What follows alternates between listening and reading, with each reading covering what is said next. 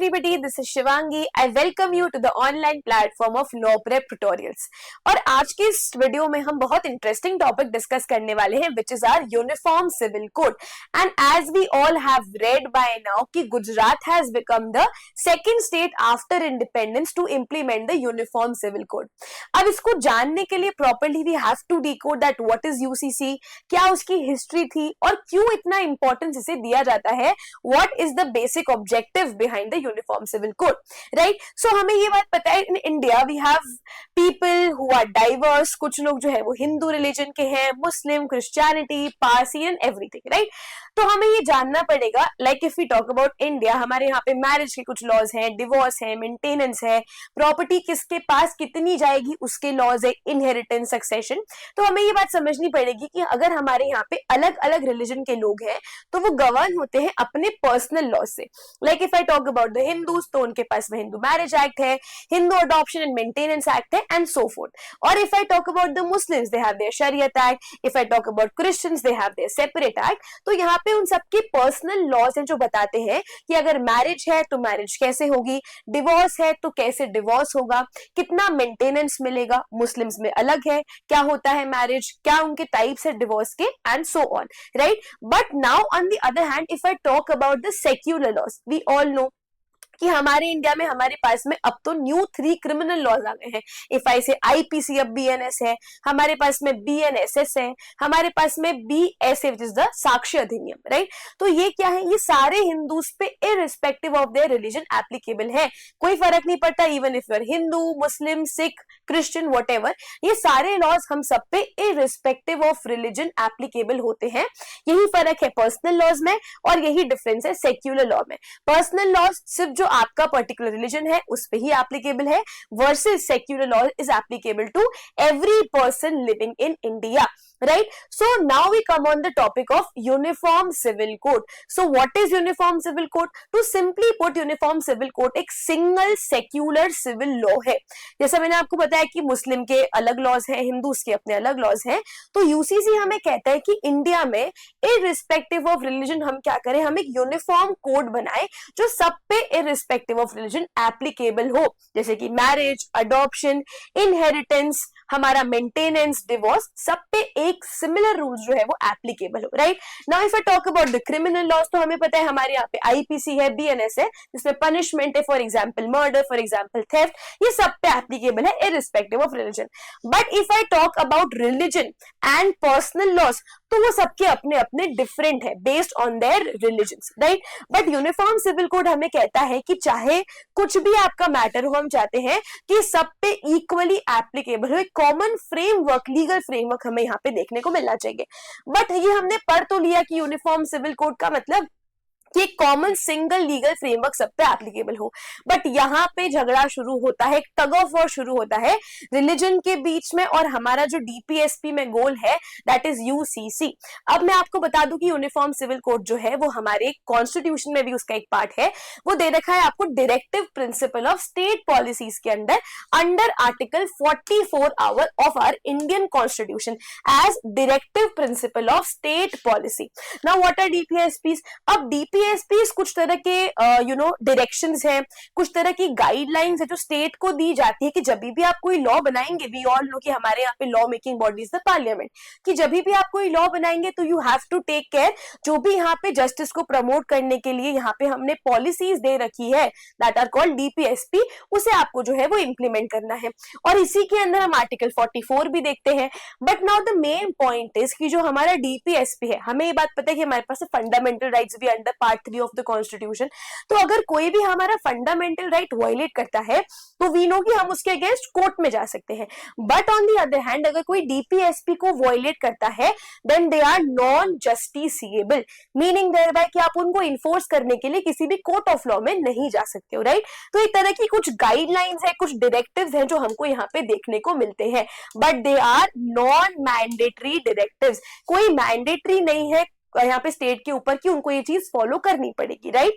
But फिर भी time and again supreme court ने काफी जजमेंट्स के थ्रू ये बात बोली है कि uniform civil code is a solution to many problems, right.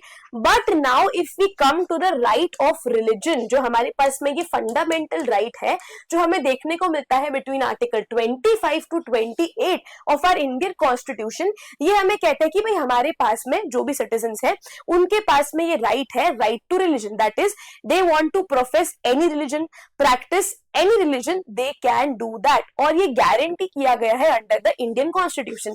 यहाँ पे है कि हमारे पास में ये गारंटी है to all citizens freedom of religion, right to independently manage their religious affairs. अब यहाँ पे पर प्रॉब्लम क्या है, एब्सोल्यूट फंडामेंटल राइट है। तो जब भी ये सवाल आता है कि क्या हमें यूसीसी अप्लाई करना चाहिए या नहीं करना चाहिए, तो प्रॉब्लम आती है, लेट्स से कोई पर्सन है जो हिंदू है, अगर हम यूसीसी एप्लीकेबल कर देंगे तो he will not be govern by their personal laws, उन पे एक सेक्युलर लॉ जो है वो अप्लाई होगा इररिस्पेक्टिव ऑफ द रिलीजन। तो यहाँ पे कॉन्फ्लिक्ट आता है कि भाई हमारे पास में रिलीजन की फंडामेंटल राइट है, अब अगर आप उसे यूनिफॉर्म कर दोगे तो हम तो उसे प्रैक्टिस नहीं कर पाएंगे, और ये अक्सर यहाँ पे एक लड़ाई जो है वो देखी जाती है। Now why UCC is important, क्योंकि हमने टाइम एंड अगेन ये देखा है कि जो भी हमारे पास में पर्सनल लॉज है, बीट हिंदू बीट मुस्लिम पर्सनल लॉज, वहां पे हमें कुछ प्रकार की इनइक्वालिटी देखने को मिलती है, specially when we talk about the property rights, कि प्रॉपर्टी जो है वो डिवॉल्व होती है लेट्स से मेल को और फीमेल को। तो हमने कई बार ये देखा है कि जो फीमेल है उन्हें थोड़ी सी प्रॉपर्टी जो है एज कंपेयर टू मेल कम मिलती है ना, तो it creates what, it creates inequality, discrimination create होता है, राइट। तो इसलिए यहाँ पे ये कहना है कि this is violation of article 14 and article 15 of the Indian constitution. Now what is article 14? Article 14 talks about right to equality, and what is article 15? Prohibition of discrimination, कि आप कोई प्रकार का discrimination based on race, caste, sex आप नहीं कर सकते हो। And article 14 is that there should be right to equality, nobody should be treated inequally, unequally, right. तो ये कहते हैं यूसीसी को लाने का हमारा मेन ऑब्जेक्टिव ये है कि हम चाहते हैं कि आर्टिकल 14 एंड आर्टिकल 15 का इंप्लीमेंटेशन हो, that is everybody irrespective of their caste, irrespective of gender, should be treated equally with respect of the uniform laws, with the help of the uniform laws, right? But again religion का जो झगड़ा है वो आज देखने को मिलता है हमें यूसीसी के अंदर, राइट। अब देखो नेक्स्ट चीज, now if we talk about the history of the uniform civil code, कैसे यहाँ पे हम ब्रिटिश के एरा से देखने को मिलता है हमें ये। Now if I talk about the historical record 1840 Lex Loci Report, हमें पता है कि हमारे यहाँ पे उस time India was a British colonial state, तो यहाँ पे जब एडमिनिस्ट्रेशन हो रहा था तो उन्होंने रिकॉग्नाइज तो किया कि हमको एक प्रॉपर अब इंडियन लॉ की जरूरत है, जो एक स्टैंडर्डाइज करे कि क्राइम क्या होते हैं, उसके लिए पनिशमेंट हो, एविडेंस के लिए प्रॉपर एक्ट हो, और कॉन्ट्रैक्ट को गवर्न करने के लिए एक प्रॉपर एक्ट हो। यहाँ पे इस रिपोर्ट के अंदर इस बात को रिकॉग्नाइज किया गया बाय द ब्रिटिशर्स।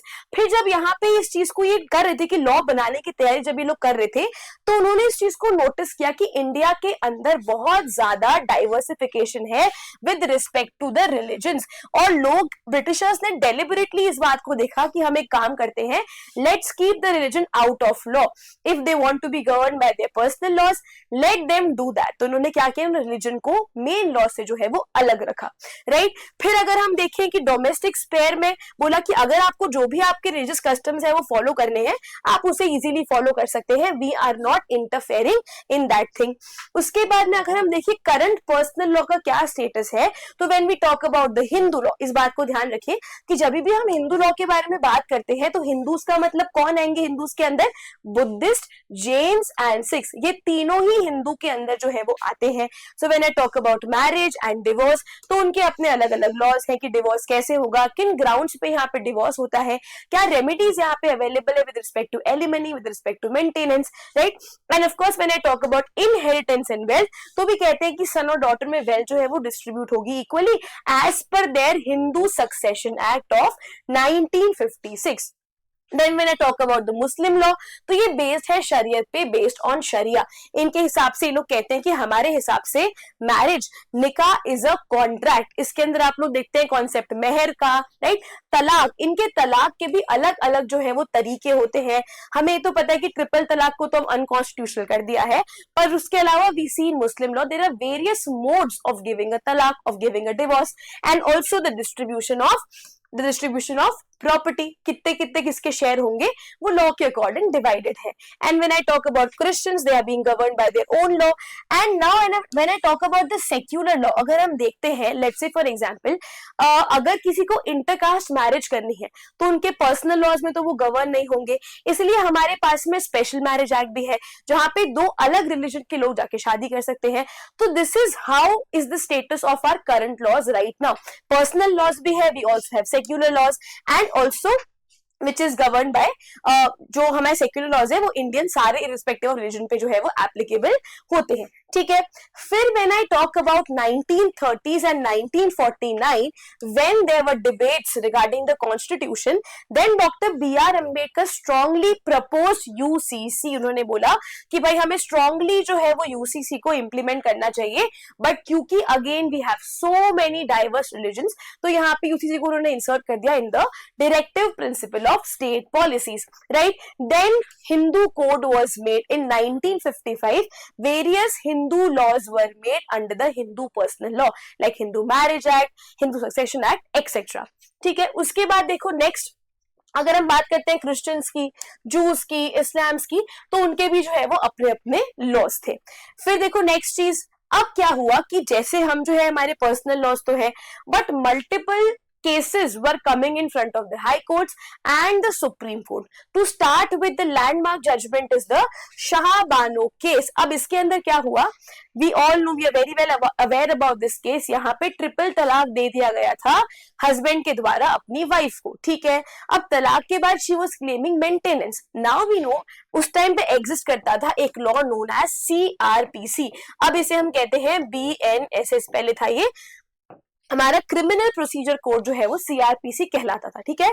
इसमें सेक्शन नंबर 125 था which used to talk about maintenance, कि यहाँ पे हस्बैंड की ड्यूटी है if he is neglecting he has to maintain his wife, right. और यहाँ पे अगर मैं बात करूं तो जो इनके, क्योंकि मुस्लिम है तो जो इनके पर्सनल लॉज थे वहां पे भी बात थी मेंटेनेंस की, तो झगड़ा ये आया कि if in case she is Muslim तो क्या सेक्युलर लॉज के अंदर भी वो अपनी डिमांड जो है वो रख सकती है, क्या as per secular laws that is CrPC क्या उसे यहाँ पे कोई तरह की रेमेडी मिल सकती है. तो सुप्रीम कोर्ट ने बोला डेफिनेटली यहाँ पे एज पर सेक्युलर लॉज भी आपको रेमेडी मिल सकती है. ठीक है.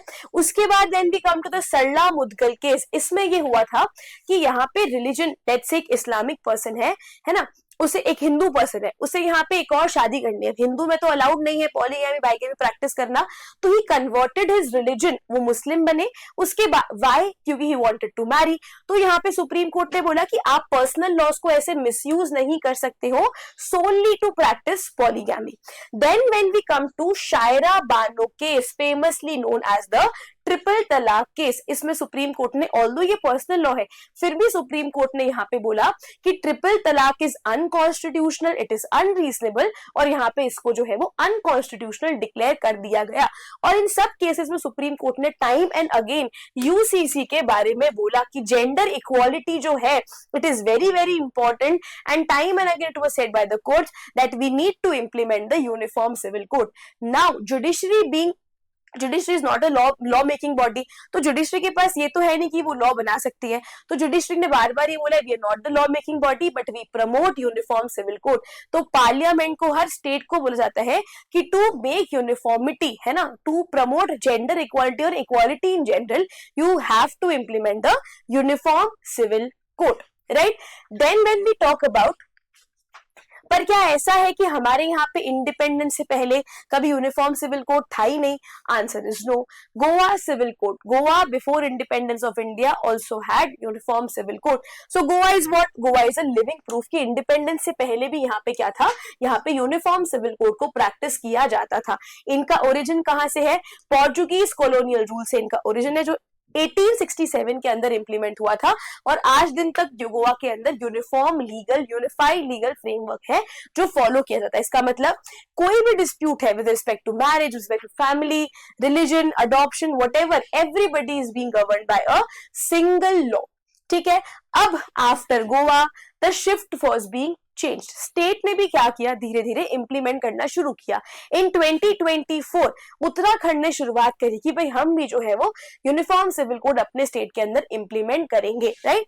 Started with the 22nd law commission, जहां पे ये बोला गया कि डेफिनेटली हमें क्या करना चाहिए, अग्रेसिवली स्टेट को प्रमोट करना चाहिए यूनिफॉर्म सिविल कोड। उसके बाद में the first state after independence was Uttarakhand to implement the uniform civil code, right. अब इंप्लीमेंट करने से क्या चेंजेस आए उत्तराखंड के अंदर?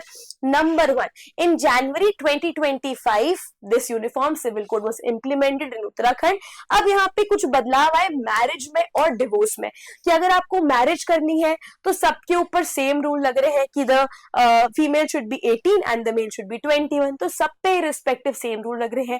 कि अगर आपको अपनी क्या करवानी पड़ेगी, आपको अपनी मैरिज जो है वो कंपल्सरी रजिस्टर करवानी पड़ेगी, और स्ट्रिक्टली बैन लगाया गया पॉलीगैमी के ऊपर, पॉलीएंड्री के ऊपर, बाइगैमी के ऊपर, राइट। और ये जो है ना प्रैक्टिसेस, ट्रिपल तलाक, निकाह, ये सब जो है वो अबॉलिश कर दी गई, और सेक्युलर जो है वो कर दिया गया डिवोर्स को भी।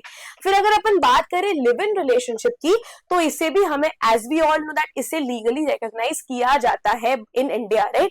तो बोला कि if you want to enter into a live in relationship, इसे भी आपको रजिस्टर करवाना पड़ेगा। फिर चिल्ड्रन एंड वेल्थ, कि चाइल्ड को जो है बीट सन और डॉटर दोनों को इक्वल राइट्स मिलेगी। तो यहाँ पे क्या हुआ, यहाँ पे जेंडर इक्वालिटी को भी एड्रेस करके उसे करेक्ट किया गया।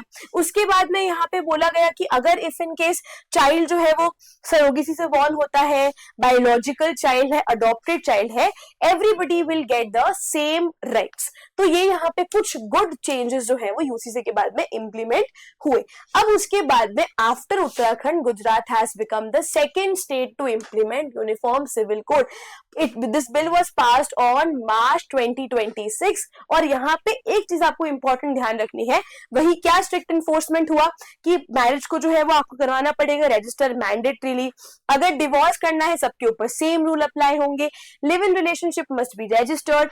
जेंडर इक्वालिटी इन वेल्थ की इक्वल मेंटेनेंस यहाँ पे मिलेगा, और इनहेरिटेंस के राइट मेल फीमेल दोनों के लिए इक्वल होंगे। और यहाँ पे एक बात ये भी थी इस बिल के अंदर, इस एक्ट के अंदर जो ये बात है कि चाइल्ड का जो वेलफेयर है वो पैरामाउंट है, वो सुप्रीम है, राइट। अब अगर इसमें अपन एक चीज की बात करते हैं कि यहाँ पे एग्जेम्प्ट किया गया है, किसे एग्जेम्प्ट किया गया है, यहाँ पे शेड्यूल कास्ट को एग्जेम्प्ट किया गया है from uniform civil code. As we all know schedule caste, schedule tribe, there are some tribes जो आज भी शायद मार्जिनलाइज्ड है, इतनी ज्यादा इवॉल्व प्रोग्रेस नहीं हो पाई है, तो उनके अपने कुछ कस्टम्स होते हैं, राइट। तो उन्हें जो है यहाँ पे प्रिवेंट किया गया कि अगर आपका अपना कोई कस्टम है तो उसे आप डेफिनेटली जो है वो अलग से बिल्कुल आप उसे फॉलो कर सकते हैं। हैविंग सेड दैट आपको आपके कस्टम को प्रूव करना पड़ेगा कि कस्टम एंशिएंट है, फॉलोड बाय एवरीबॉडी है, continuous prolong period of time से फॉलो हुआ गया है। तो this is one restriction given in the UCC का बिल जो पास हुआ है, राइट। अब यहाँ पे अपन देखें तो क्या बात हो गई है, क्या बेनिफिट्स हुए हैं कि डिवोर्स के अंदर क्या आ गया है, डिवोर्स के अंदर सेक्युलराइजेशन आ गया है। वी न्यू कि मुस्लिम्स के अंदर अपने अलग डिवोर्स के मीन्स है, हिंदूज के अपने अलग डिवोर्स के तरीके हैं, तो यहाँ पे एक यूनिफॉर्म तरीका आ गया है। देन लिव इन रिलेशनशिप को भी हमने क्या माना, क्वाजी मैरिजेस माना, ताकि हम क्या करें, और हमने क्या किया यहाँ पे, इनको रजिस्टर करवाना जो है वो मैंडेटरी कर दिया गया। मोस्ट इंपॉर्टेंट जेंडर पैरिटी आ गई है when we talk about wealth, equal distribution of property, and one of the most important thing abolition of polygamy, है ना। मल्टीपल मैरिज का जो कॉन्सेप्ट था उसे डेफिनेटली यहाँ पे जो है बिकॉज ऑफ यूसीसी अबॉलिश कर दिया गया है, ठीक है। अब यहाँ पे कुछ आर्ग्यूमेंट्स जो हमेशा यूसीसी के फेवर में दिए जाते हैं by courts and by everybody is number 1 equality and justice. Of course इससे क्या इरेडिकेट हो रहा है, क्या हट रहा है इससे, जेंडर बायस जो है, जो डिस्क्रिमिनेटरी प्रोविजंस है किसी के भी जो पर्सनल लॉज में, चाहे मेल के लिए चाहे फीमेल के लिए, उन्हें हम हटा रहे हैं, कंप्लीटली इरेडिकेट कर रहे हैं। दूसरा नेशनल इंटीग्रेशन हो रहा है, ठीक है। अब यहाँ पे अगर एक यूनिफाइड सिस्टम होगा तो सब सिटीजन्स पे कॉमनली अप्लाई होगा, this will promote national integration. Number 3 secular idea, we all know that in our preamble also the word secular is mentioned, है ना। ये हमारा ऑब्जेक्टिव है कि हम क्या हो, हम सब सेक्युलर हो, तो ये उसे भी यहाँ पे प्रमोट करता है। And fourth is legal simplicity, क्योंकि अब डिफरेंट पर्सनल लॉज है तो ऑफ कोर्स कॉम्प्लेक्स भी होते हैं ना, किसी के रूल अलग है, किसी के रूल अलग है। तो इफ यूसीसी इज देयर, तो इसका one of the major argument is कि लीगली भी जो है वो हम चीजों को सिंप्लीफाई कर सकते हैं। पर ये तो कुछ आर्ग्यूमेंट्स है जो फेवर में है, पर कुछ आर्ग्यूमेंट्स जो है वो इसके अगेंस्ट भी है। Number 1, minority. अब माइनॉरिटी का यहाँ पे कहना है कि वैसे भी हम माइनॉरिटी में आते हैं, तो हमें बहुत मुश्किल से रिकॉग्निशन मिलता है। बिकॉज ऑफ यूसीसी हमारा जो पूरा यहाँ पे अस्तित्व है वो खत्म हो जाएगा। तो ये उनका नंबर 1 आर्ग्यूमेंट है। नंबर 2, डिसप्रपोर्शनेट इम्पैक्ट, कि भाई स्टेट लेवल जो कोड्स है कहते हैं कि भाई अगर हमारे पर्सनल लॉज हमसे ले लिए जाएंगे, जो भी इनके पर्सनल लॉज होते हैं, तो इसका मतलब कि जो भी हमारे कम्युनिटी के अंदर सिमिलर प्रॉब्लम्स आती है उसे फिर हम टैकल कैसे करेंगे। उसके बाद में अनएड्रेस्ड बायसेस। अब जो भी यहाँ पे बहुत सारे पेट्रियार्कल नॉर्म्स है, बहुत सारी चीजें हैं रिगार्डिंग गार्जियनशिप एंड एवरीथिंग, तो इसे हम कैसे एड्रेस करेंगे इसके अंदर। And number 4, constitutional friction. अब यहाँ पे कहते हैं सबसे मेन बात आर्टिकल 25। अगर आर्टिकल 25 की अपन यहाँ पे बात करते हैं, which talks about right to religion. अब क्योंकि यूनिफॉर्मिटी है प्लस हमारे पास में फंडामेंटल राइट भी है, तो एक फ्रिक्शन, एक झगड़ा जो है वो यहाँ पे क्रिएट करता है। तो these are some arguments in favour and some arguments against the uniform civil code. So I hope आपको पूरा कॉन्सेप्ट समझ आया होगा अच्छे से। If you want to learn about any other topic, do let me know in the comment section. Thank you so much.